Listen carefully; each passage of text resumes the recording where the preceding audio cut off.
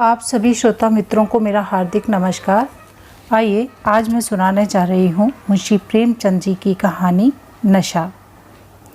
ईश्वरी एक बड़े जमींदार का लड़का था और मैं एक गरीब क्लर्क का, जिसके पास मेहनत मजदूरी के सिवा और कोई जायदाद न थी। हम दोनों में परस्पर बहसें होती रहती थीं। मैं जमींदार की बुराई करता, उन्हें हिंसक पशु और खून चूसने वाली जोंक और वृक्षों की चोटी पर फूलने वाला बंझा कहता। वह जमींदारों का पक्ष लेता, पर स्वभावतः उसका पहलू कुछ कमज़ोर होता था, क्योंकि उसके पास जमींदारों के अनुकूल कोई दलील न थी। यह कहना कि सभी मनुष्य बराबर नहीं होते, छोटे बड़े हमेशा होते रहते हैं और होते रहेंगे, लचर दलील थी। किसी मानुषीय या नैतिक नियम से इस व्यवस्था का औचित्य सिद्ध करना कठिन था। मैं इस वाद विवाद की गर्मा गर्मी में अक्सर तेज हो जाता और लगने वाली बातें कह जाता, लेकिन ईश्वरी हार कर भी मुस्कुराता रहता था। मैंने उसे कभी गर्म होते नहीं देखा। शायद इसका कारण यह था कि वह अपने पक्ष की कमजोरी समझता था। नौकरों से भी वह सीधे मुंह बात न करता था। अमीरों में जो एक बेदर्दी और उदंडता होती है, उसका उसे भी प्रचुर भाग मिला था। नौकर ने बिस्तर लगाने में जरा भी देर की, दूध जरूरत से ज़्यादा गर्म या ठंडा हुआ, साइकिल अच्छी तरह साफ नहीं हुई तो वह आपे से बाहर हो जाता। सुस्ती या बदतमीजी उसे जरा भी बर्दाश्त न थी, पर दोस्तों से और विशेषकर मुझसे उसका व्यवहार सौहार्द और नम्रता से भरा होता था। शायद उसकी जगह मैं होता तो मुझ में भी वही कठोरताएं पैदा हो जाती जो उसमें थीं, क्योंकि मेरा लोक प्रेम सिद्धांतों पर नहीं, निजी दशाओं पर टिका हुआ था। लेकिन वह मेरी जगह होकर भी शायद अमीर ही रहता, क्योंकि वह प्रकृति से ही विलासी और ऐश्वर्य प्रिय था। अब की दशहरे की छुट्टियों में मैंने निश्चय किया कि घर न जाऊंगा। मेरे पास किराए के लिए रुपए न थे और न मैं घर वालों को तकलीफ देना चाहता था। मैं जानता हूँ वे मुझे जो कुछ देते हैं वह उनकी हैसियत से बहुत ज़्यादा है। इसके साथ ही परीक्षा का भी ख्याल था। अभी बहुत कुछ पढ़ना बाकी था और घर जाकर कौन पढ़ता है। बोर्डिंग हाउस में भूत की तरह अकेले पड़े रहने को भी जीना चाहता था। लेकिन जब ईश्वरी ने मुझे अपने घर चलने का न्योता दिया तो मैं बिना आग्रह के राजी हो गया। ईश्वरी के साथ परीक्षा की तैयारी खूब हो जाएगी। वह अमीर होकर भी मेहनती और ज़हीन है, उसने इसके साथ ही कहा। लेकिन भाई एक बात का ख्याल रखना, वहाँ अगर जमींदारों की निंदा की तो मुआमिला बिगड़ जाएगा और मेरे घर वालों को बुरा लगेगा। वह लोग तो आसामियों पर इसी दावे से शासन करते हैं कि ईश्वर ने आसामियों को उनकी सेवा के लिए ही पैदा किया है। आसामी भी यही समझता है। अगर उसे सुझाव दिया जाए कि जमींदार और आसामी में कोई मौलिक भेद नहीं है तो जमींदारी का कहीं पता न लगे। मैंने कहा, तो क्या तुम समझते हो कि मैं वहाँ जाकर कुछ और हो जाऊँगा? हाँ, मैं तो यही समझता हूँ। तो तुम गलत समझते हो। ईश्वरी ने इसका कोई जवाब न दिया। कदाचित उसने इस मामले को मेरे विवेक पर छोड़ दिया और बहुत अच्छा किया। अगर वह अपनी बात पर अड़ता तो मैं भी जिद पकड़ लेता। सेकंड क्लास तो क्या, मैंने कभी इंटर क्लास में भी सफ़र न किया था। अब की सेकंड क्लास में सफ़र करने का सौभाग्य प्राप्त हुआ। गाड़ी तो 9 बजे रात को आती थी, पर यात्रा के हर्ष में हम शाम को ही स्टेशन जा पहुँचे। कुछ देर इधर उधर की सैर करने के बाद रिफ्रेशमेंट रूम में जाकर हम लोगों ने भोजन किया। मेरी वेशभूषा और रंग ढंग से पारखी खानसामों को यह पहचानने में देर न लगी कि मालिक कौन है और पिछलग्गू कौन। लेकिन न जाने मुझे उनकी गुस्ताखी बुरी लग रही थी। पैसे ईश्वरी के जेब से गए। शायद मेरे पिता को जो वेतन मिलता है उससे ज़्यादा इन खानसामों को इनाम एकराम में मिल जाता हो। एक अठन्नी तो चलते समय ईश्वरी ही न दी। फिर भी मैं उन सबों से उसी तत्परता और विनय की प्रतीक्षा करता था जिससे वे ईश्वरी की सेवा कर रहे थे। ईश्वरी के हुक्म पर सब के सब क्यों दौड़ते हैं, लेकिन मैं कोई चीज़ मांगता हूँ तो उतना उत्साह नहीं दिखाते। मुझे भोजन में कुछ स्वाद न मिला। वह भेद मेरे ध्यान को संपूर्ण रूप से अपनी ओर खींचे हुए था। गाड़ी आई, हम दोनों सवार हुए। खान सामों ने ईश्वरी को सलाम किया, मेरी ओर देखा भी नहीं। ईश्वरी ने कहा, कितने तमीज़दार हैं ये सब, एक हमारे नौकर हैं कि कोई काम करने का ढंग नहीं। मैंने खट्टे मन से कहा, इसी तरह अगर तुम अपने नौकरों को भी 8 आने रोज इनाम दिया करो तो शायद इनसे ज़्यादा तमीज़दार हो जाएं। तो क्या तुम समझते हो यह सब केवल इनाम के लालच में इतना अदब करते हैं? जी नहीं, कदापि नहीं। तमीज़ और अदब तो इनके रक्त में मिल गया है। गाड़ी चली, डाक थी। प्रयाग से चली तो प्रतापगढ़ जाकर रुकी। एक आदमी ने हमारा कमरा खोला। मैं तुरंत चिल्ला उठा, दूसरा दर्जा है, 2nd क्लास। उस मुसाफिर ने डिब्बे के अंदर आकर मेरी ओर एक विचित्र उपेक्षा की दृष्टि से देखकर कहा, जी हाँ, सेवक भी इतना समझता है, और बीच वाले बर्थ पर बैठ गया। मुझे कितनी लज्जा आई, कह नहीं सकता। भोर होते होते हम लोग मुरादाबाद पहुँचे। स्टेशन पर कई आदमी हमारा स्वागत करने के लिए खड़े थे। 2 भद्र पुरुष थे, 5 बेगार। बेगारों ने हमारा लगेज उठाया। दोनों भद्र पुरुष पीछे पीछे चले। एक मुसलमान था, रियासत अली, दूसरा ब्राह्मण था, राम हरख। दोनों ने मेरी ओर अपरिचित नेत्रों से देखा, मानो कह रहे हों, तुम कौए होकर हंस के साथ कैसे? रियासत अली ने ईश्वरी से पूछा, यह बाबू साहब क्या आपके साथ पढ़ते हैं? ईश्वरी ने जवाब दिया, हाँ, साथ पढ़ते भी हैं और साथ रहते भी हैं। यूँ कहिए कि आप ही की बदौलत में इलाहाबाद में पड़ा हुआ हूँ, नहीं कब का लखनऊ चला आया होता।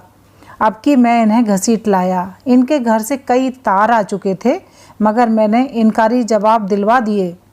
आखिरी तार तो अर्जेंट था, जिसकी फीस 4 आने प्रति शब्द है, पर यहाँ से भी उसका जवाब इनकारी ही गया। दोनों सज्जनों ने मेरी ओर चकित नेत्रों से देखा, आतंकित हो जाने की चेष्टा करते हुए जान पड़े। रियासत अली ने अर्धशंका के स्वर में कहा, लेकिन आप बड़े सादे लिबास में रहते हैं। ईश्वरी ने शंका निवारण की, महात्मा गांधी के भक्त हैं साहब, खद्दर के सिवा कुछ पहनते ही नहीं। पुराने सारे कपड़े जला डाले, यूँ कहो कि राजा हैं। 2.5 लाख सालाना की रियासत है, पर आपकी सूरत देखो तो मालूम होता है अभी अनाथालय से पकड़ कर आए हैं। राम हरख बोले, अमीरों का ऐसा स्वभाव बहुत कम देखने में आता है, कोई भांप ही नहीं सकता। रियासत अली ने समर्थन किया, आपने महाराज चांगली को देखा होता तो दांतों तले उंगली दबाते। एक गाढ़े की मिर्जई और चमरौधी जूते पहने बाजारों में घूमा करते थे। सुनते हैं एक बार बेगार में पकड़े गए थे और उन्हीं ने 10 लाख से कॉलेज खोल दिया। मैं मन में कटा जा रहा था, पर न जाने क्या बात थी कि यह सफ़ेद झूठ उस वक्त मुझे हास्यास्पद न जान पड़ा। उसके प्रत्येक वाक्य के साथ मानो मैं उस कल्पित वैभव के समीप तर आता जाता था। मैं शह सवार नहीं हूँ, हाँ, लड़कपन में कई बार लद्दू घोड़ों पर सवार हुआ हूँ। यहाँ देखा तो कला रास घोड़े हमारे लिए तैयार खड़े थे। मेरी तो जान ही निकल गई। सवार तो हुआ, पर बोटियाँ काँप रही थीं। मैंने चेहरे पर शिकन न पड़ने दिया, घोड़े को ईश्वरी के पीछे डाल दिया। खैरियत यह हुई कि ईश्वरी ने घोड़े को तेज न किया, वरना शायद मैं हाथ पांव तुड़वाकर लौटता। संभव है ईश्वरी ने समझ लिया हो कि वह कितने पानी में है। ईश्वरी का घर क्या था, किला था। इमाम बाड़े का सा फाटक, द्वार पर पहरेदार टहलता हुआ, नौकरों का कोई हिसाब नहीं, एक हाथी बंधा हुआ। ईश्वरी ने अपने पिता, चाचा, ताऊ आदि सबसे मेरा परिचय कराया और उसी अतिशयोक्ति के साथ ऐसी हवा बांधी कि कुछ न पूछिए। नौकर चाकर ही नहीं, घर के लोग भी मेरा सम्मान करने लगे। देहात के जमींदार, लाखों का मुनाफा, मगर पुलिस कांस्टेबल को भी अफसर समझने वाले। कई महाशय तो मुझे हुजूर हुजूर कहने लगे। जब ज़रा एकांत हुआ तो मैंने ईश्वरी से कहा, तुम बड़े शैतान हो यार, मेरी मिट्टी सीधे क्यों पलीत कर रहे हो? ईश्वरी ने सुदृढ़ मुस्कान के साथ कहा, इन गधों के सामने यही चाल जरूरी है, वरना सीधे मुंह बोलते भी नहीं। जरा देर बाद एक नाई हमारे पांव दबाने आया। कुंवर लोग स्टेशन से आए हैं, थक गए होंगे। ईश्वरी ने मेरी ओर इशारा करके कहा, पहले कुंवर साहब के पांव दबा। मैं चारपाई पर लेटा हुआ था। मेरे जीवन में ऐसा शायद ही कभी हुआ हो कि किसी ने मेरे पांव दबाए हों। मैं इसे अमीरों के चोंचले, रईसों का गधापन और बड़े आदमियों की मुठमर्दी और जाने क्या क्या कहकर ईश्वरी का परिहास किया करता, और आज मैं पोतड़ों का रईस बनने का स्वांग भर रहा था। इतने में 10 बज गए। पुरानी सभ्यता के लोग थे। नई रोशनी अभी केवल पहाड़ की चोटी तक पहुंच पाई थी। अंदर से भोजन का बुलावा आया। हम स्नान करने चले। मैं हमेशा अपनी धोती खुद छांट लिया करता हूँ, मगर यहाँ मैंने ईश्वरी की ही भांति अपनी धोती भी छोड़ दी। अपने हाथों अपनी धोती छांटते शर्म आ रही थी। अंदर भोजन करने चले। होटल में जूते पहने मेज पर डटते थे। यहाँ पाँव धोना आवश्यक था। कहार पानी लिए खड़ा था। ईश्वरी ने पाँव बढ़ा दिए। कहार ने उसके पाँव धोए। मैंने भी पाँव बढ़ा दिए। कहार ने मेरे पाँव भी धोए। मेरा वह विचार न जाने कहाँ चला गया था। सोचा था वहाँ देहात में एकाग्र होकर खूब पढ़ेंगे, पर वहाँ सारा दिन सैर सपाटे में कट जाता था। कहीं नदी में बजरे पर सैर कर रहे हैं, कहीं मछलियों या चिड़ियों का शिकार खेल रहे हैं, कहीं पहलवानों की कुश्ती देख रहे हैं, कहीं शतरंज पर जमे हैं। ईश्वरी खूब अंडे मंगवाता और कमरे में स्टोव पर आमलेट बनाता। नौकरों का एक जत्था हमेशा घेरे रहता। अपने हाथ पांव को हिलाने की कोई ज़रूरत नहीं, केवल एक ज़बान हिला देना काफ़ी है। नहाने बैठे तो आदमी नहलाने को हाजिर, लेटे तो आदमी पंखा झलने को खड़े। मैं महात्मा गांधी का कुंवर चेला मशहूर था। भीतर से बाहर तक मेरी धाक थी। नाश्ते में जरा भी देर न होने पाए, कहीं कुंवर साहब नाराज न हो जाएं। बिछावन ठीक समय पर लग जाए। कुंवर साहब के सोने का समय आ गया। मैं ईश्वरी से भी ज़्यादा नाजुक दिमाग बन गया था, या बनने पर मजबूर किया गया था। ईश्वरी अपने हाथ से बिस्तर बिछा ले, लेकिन कुंवर मेहमान अपने हाथों से अपना बिछावन कैसे बिछा सकते हैं? उनकी महानता में बट्टा लग जाएगा। एक दिन सचमुच यही बात हो गई। ईश्वरी घर में थे। शायद अपनी माता से कुछ बातचीत करने में देर हो गई। यहाँ 10 बज गए। मेरी आंखें नींद से झपक रही थीं, मगर बिस्तर कैसे लगाऊं? कुंवर जो ठहरा। कोई 11:30 बजे महरा आया। बड़ा मुँह लगा नौकर था। घर के धंधों में मेरा बिस्तर लगाने की उसे सुधि ही न रही। अब जो याद आई तो भागा हुआ आया। मैंने ऐसी डांट बताई कि उसने भी याद किया होगा।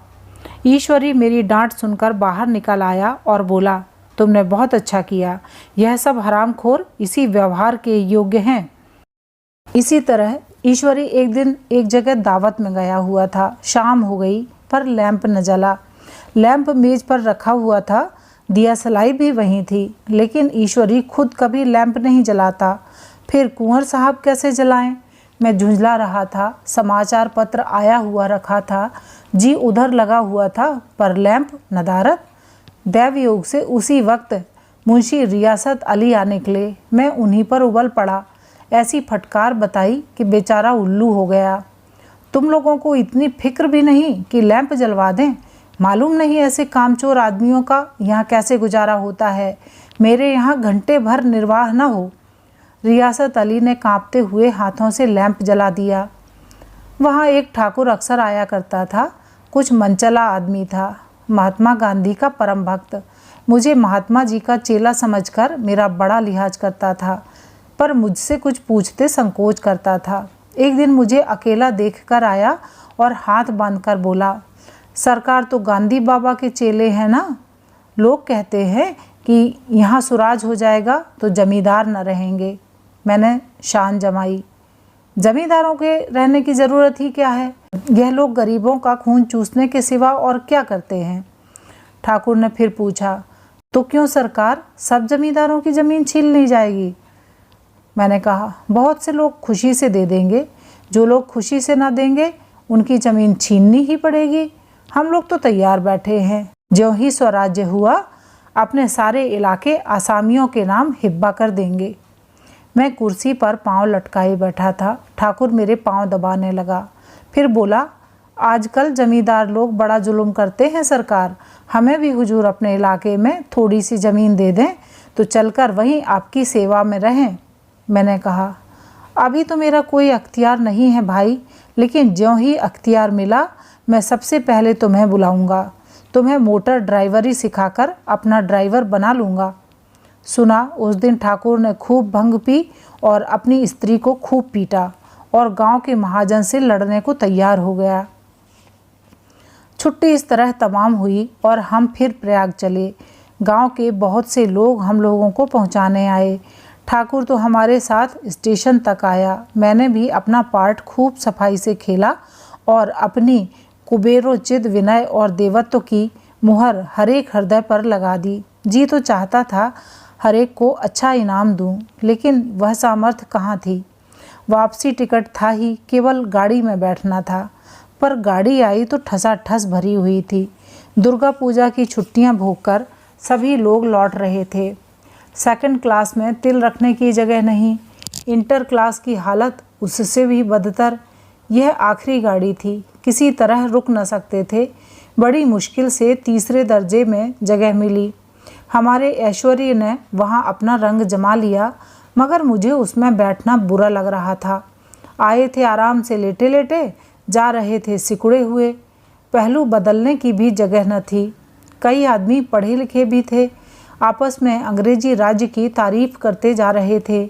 एक महाशय बोले, ऐसा न्याय तो किसी राज्य में नहीं देखा, छोटे बड़े सब बराबर। राजा भी किसी पर अन्याय करे तो अदालत उसकी गर्दन दबा देती है। दूसरे सज्जन ने समर्थन किया, अरे साहब, आप खुद बादशाह पर दावा कर सकते हैं, अदालत में बादशाह पर डिग्री हो जाती है। एक आदमी जिसकी पीठ पर बड़ा सा गट्ठर बंधा था, कलकत्ते जा रहा था। कहीं गठरी रखने की जगह न मिली थी, पीठ पर बांधे हुए था। इससे बेचैन होकर बार बार द्वार पर खड़ा हो जाता। मैं द्वार के पास ही बैठा हुआ था। उसका बार बार आकर मेरे मुंह को अपनी गठरी से रगड़ना मुझे बहुत बुरा लग रहा था। एक तो हवा यूं ही कम थी, दूसरे उस गंवार का आकर मेरे मुंह पर खड़ा हो जाना मानो मेरा गला दबाना था। मैं कुछ देर तक जब्त किए बैठा रहा। एकाएक मुझे क्रोध आ गया। मैंने उसे पकड़कर ढकेल दिया और 2 तमाचे जोर जोर से लगाए। उसने आंखें निकाल कर कहा, क्यों मारते हो बाबूजी, हमने भी किराया दिया है।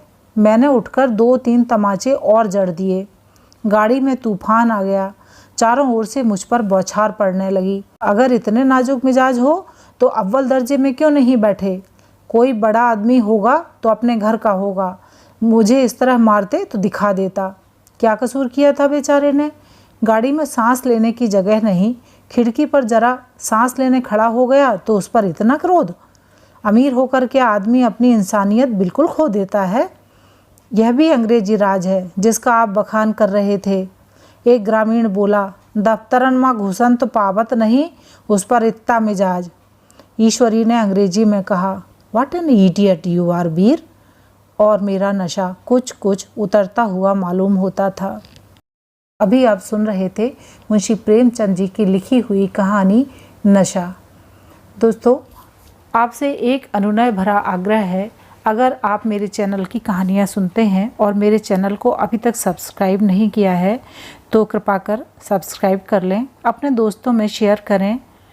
आपका बहुत बहुत धन्यवाद। नमस्कार।